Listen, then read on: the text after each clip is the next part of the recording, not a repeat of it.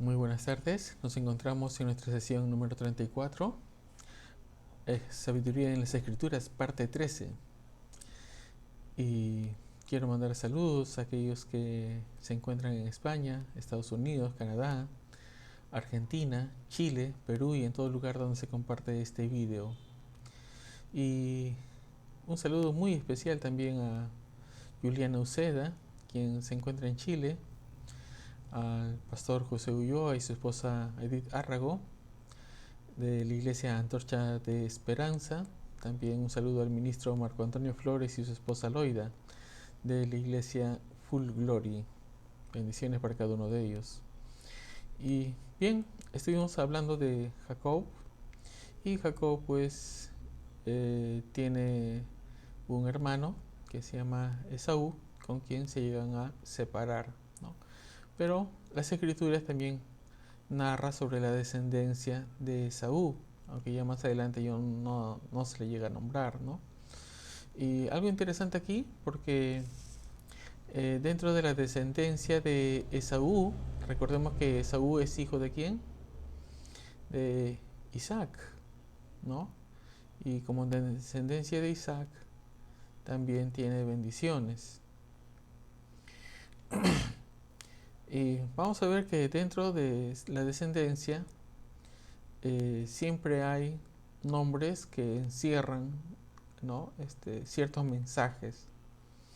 Y para algunos estudiosos existen muchos mensajes que tienen que ver con el futuro, ¿no? Entonces, si gustan prestar atención, podemos sacar algunos mensajes muy interesantes.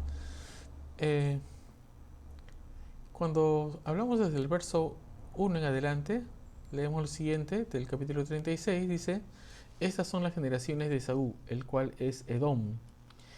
Esaú tomó sus mujeres de las hijas de Canaán, a Ada, hija de Elón Eteo, a Jolibama, hija de Aná, hijo de Zibeón Ebeo, y a Basemat, hija de Ismael, hermana de Nebaiot. ¿No? Entonces, estas se encontraban, ¿no? Viviendo por la tierra de Canaán. Se dice que estaban muy hostigados, ¿no? Tanto eh, Isaac como su esposa. Pero lo interesante acá es qué nombres tienen y cómo es su descendencia. En el caso de la primera esposa, Ada, Ada también significa hermosura, adorno, belleza, ¿no? El nombre de su papá es Elón, y Elón significa poder, ¿no? El que tiene grandeza. Hay que recordar que estamos en una tierra de comercio, y ahí es muy común pues ver las grandezas de las personas, y eh, tenían, digamos, esa prerrogativa de tener nombres que tuvieran ese significado, ¿no? Entonces se puede decir que Ada, la belleza, es hija de quién? De la grandeza, ¿no? Aholibama. Aholibama significa carpa de lugar alto o tabernáculo de lugar alto. En esa tierra de Canaán había muchos lugares altos, ¿no? Y Adonai pues prohíbe, ¿no? Estos lugares altos cuando el pueblo de Israel llega a tomar toda esta tierra. Adonai les pide, ¿no? Que destruyesen todo lugar alto. Y uh, Aholibama, ¿no? También llega a tener pues sus hijos. Ella es hija de Aná, ¿no? Aná significa fiador, y él es hijo de Zibeón, que significa eh, teñido, hiena, ¿no? Como un comerciante de pieles. Y la tercera esposa es Basemat, que significa bálsamo o perfume. Ella es hija de Ismael. Cuando esas tres esposas llegan a tener sus hijos, ¿no? Cada uno de ellos también significa algo. Por ejemplo, en el caso de Ada, que es la belleza, tiene un hijo que se llama Elifaz, y este significa Dios es mi fuerza. Algo interesante. Aholibama da a luz a Jeús, que significa Él socorrerá. Después da a luz a Jaalam, que significa Él esconderá. Y también da a luz a Coré, que significa pregonero, ¿no? Que tiene que ver con los aspectos religiosos. Basemat va a dar a luz a Reuel, que significa sirve tú a Dios o asocia tu vida a Dios. Entonces tenemos dos hijas que están ligadas al mundo religioso, por decir así, y a Ada, que tiene que ver más con el comercio, ¿no? En el verso 10 se lee lo siguiente: estos son los nombres de los hijos de Esaú: Elifaz, hijo de Ada, mujer de Esaú; Reuel, hijo de Basemat, mujer de Esaú, ¿no? Después en el verso 11 dice: y los hijos de Elifaz fueron Temán, Omar, Cefo, Gatam y Senaz, ¿no? Y algo interesante aquí en el verso 12 dice: y Timna fue concubina de Elifaz, hijo de Esaú, y ella le dio a luz a Amalek. Estos son los hijos de Ada, mujer de Esaú. Timna tiene un significado, ¿no? Y Timna significa refrenar, ¿no? Y le da a luz a ¿quién? A Amalek. Y Amalek significa pueblo que devora. Recordemos que más adelante Adonai va a decir que tiene guerra contra un pueblo que devora, ¿no?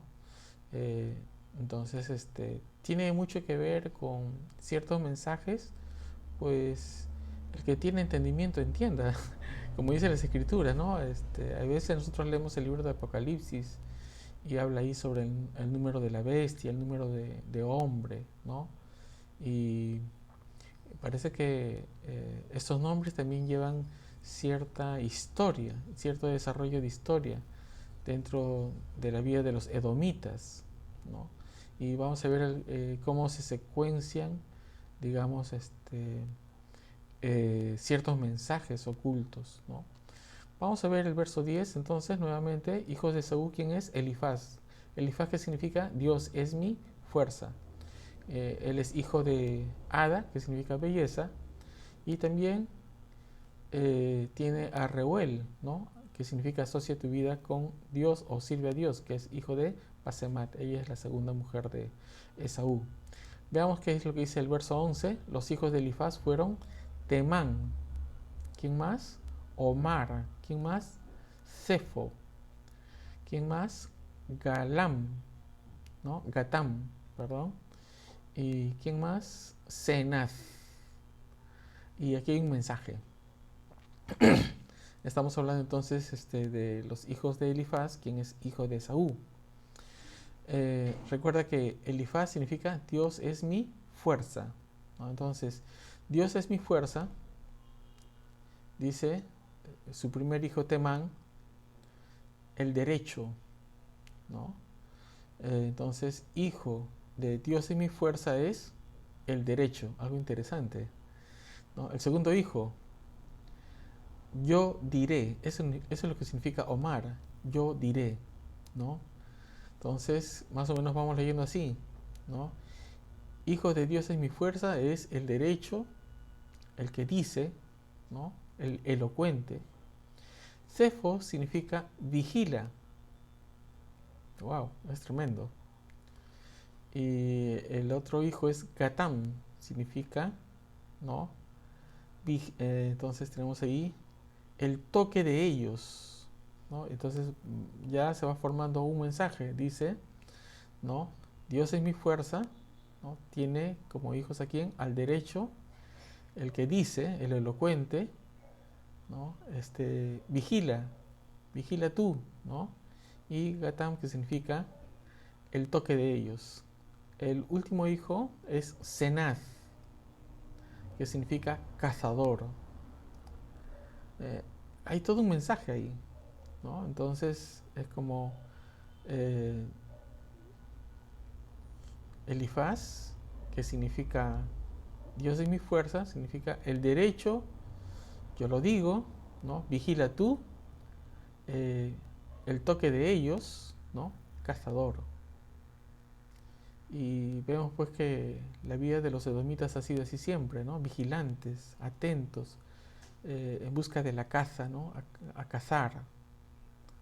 Entonces, es una característica. Y sin embargo, tiene pues un pie de Aquiles, como quien dice, en Timna, ¿no?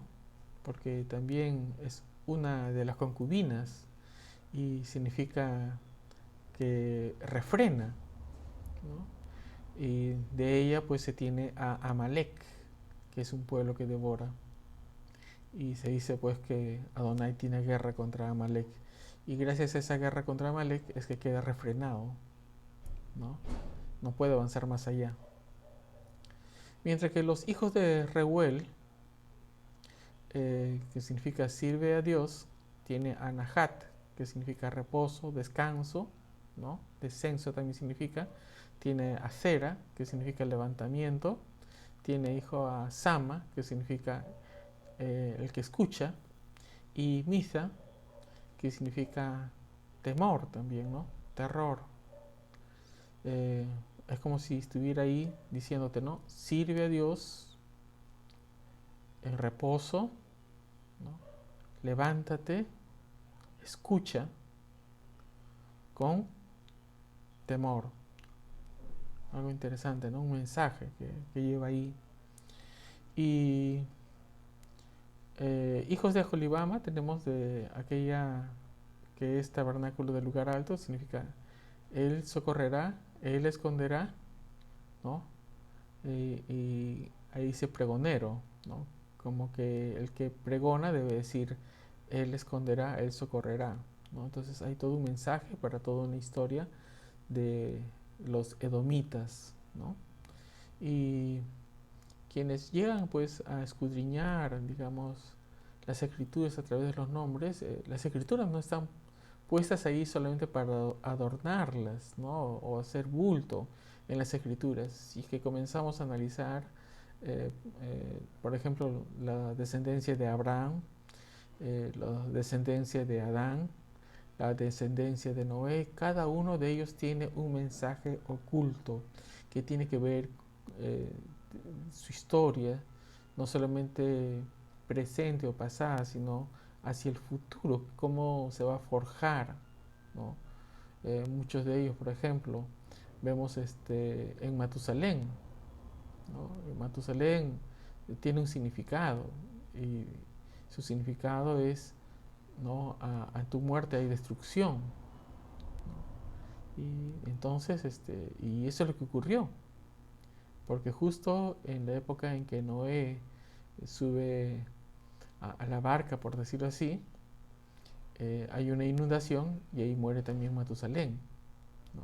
Sus días terminan con todo el diluvio. Y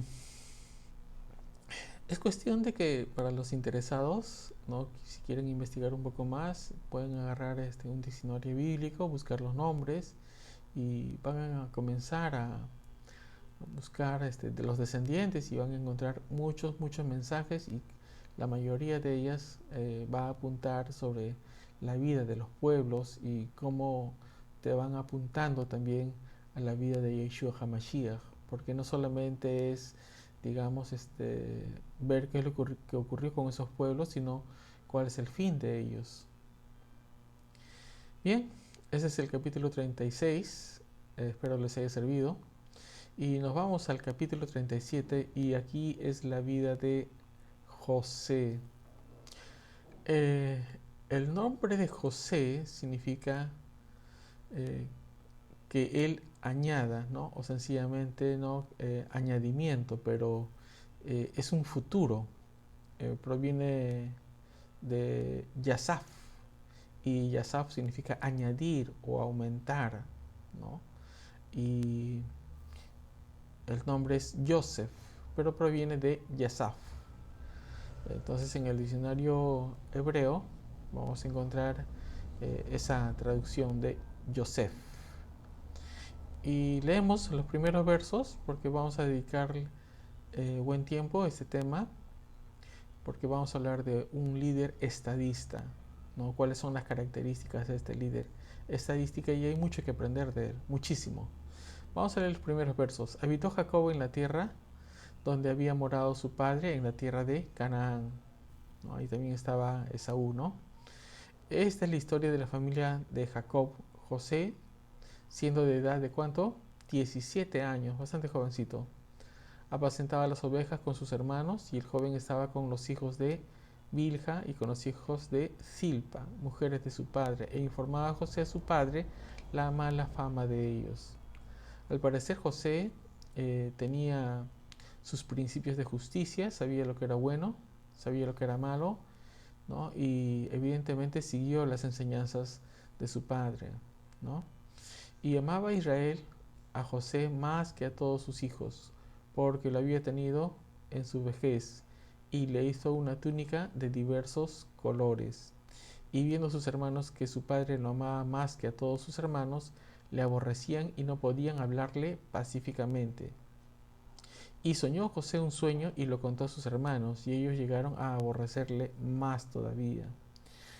Y aquí vamos a empezar a hablar de un líder, pero no es cualquier líder, no es aquel que manda, sino es aquel que visiona, es aquel que tiene el entendimiento del Altísimo, ¿no? El entendimiento de Adonai. Eh, Siempre muchas personas buscan ser estadistas por ambiciones políticas, pero en el caso de José es porque tenía puesta en sí la justicia de Adonai. Él fue enseñado en lo que era la vida de Israel, ¿no? La vida de Abraham, y todos ellos él lo tenía en mente. Y ese corazón hizo pues que Adonai empezara a trabajar en él. No así en sus hermanos, porque al parecer sus hermanos se ocupaban de otras cosas, ¿no? Que eran más banales, cosas vanas. Y Adonai puede ser ahora, en este tiempo, lo mismo que a José en cada uno de nosotros, sí. Esa es la idea. Y vamos a estudiar la vida de José en ese sentido para poder nosotros, digamos, sacar el máximo provecho. Hay muchos principios en la vida de José que vamos a aprender nosotros.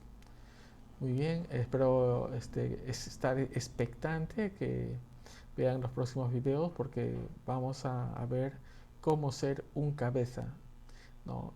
Ya en el mundo de los negocios, con principios que vienen de Adonai. Bendiciones, shalom.